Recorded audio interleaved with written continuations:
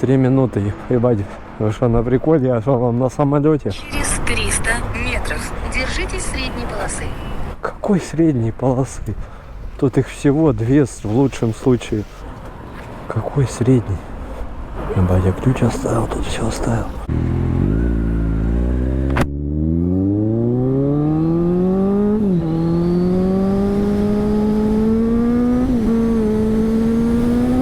Я там блинчики прыгаю, чувствую.